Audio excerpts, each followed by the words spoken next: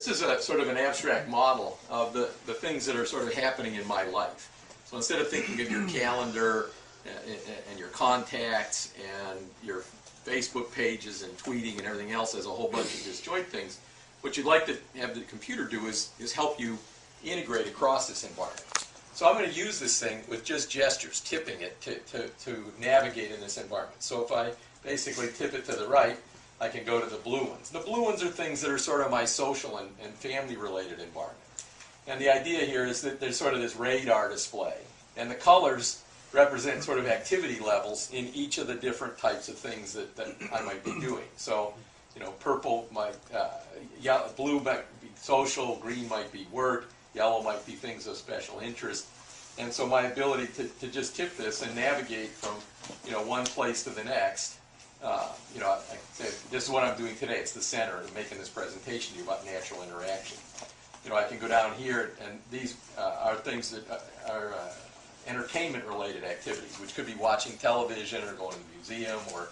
And so here the computer's bringing forward, and their position relative to where I am at the moment, and their scale is sort of intended to depict what the system thinks is its you know, relative importance or interest, you know, to my world at this point in time.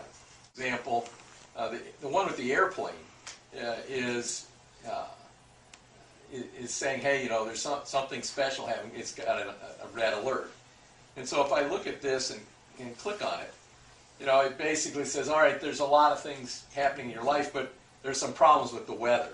And if I actually just tip back and forth, what it's basically doing is it's analyzing different weather probabilities and what the implications would be of changing my flight, you know, in order to avoid the particular weather problem.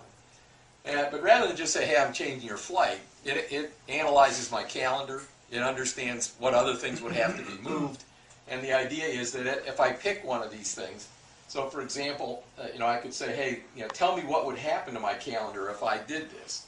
So these two elements in the interface here, this one says I want to accept this option, this one says, well, show me what would happen if I accepted that option. So I'll just select the one on the left.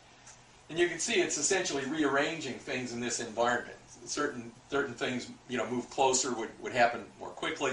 Certain things move back. And I can either accept this scenario or, you know, I'll say, well, I'll go back, I want to pick a different scenario. So I can use this and say, no, let's not go at 8 to 9, let's go tomorrow at 5 to 6 because I like that weather a lot better. So pick that one. So we think that this is an example not only of a more natural form of interaction and sort of a graphically rich way of presenting information.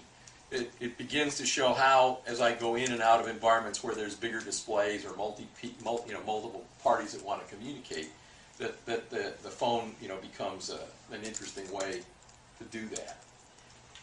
So let me do one other thing here, which is